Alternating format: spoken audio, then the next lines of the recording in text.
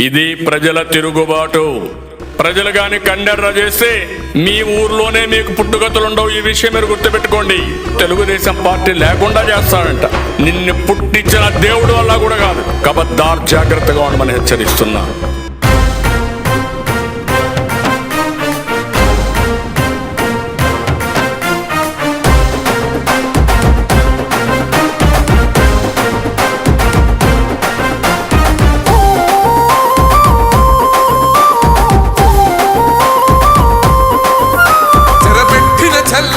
నిలబడ్డ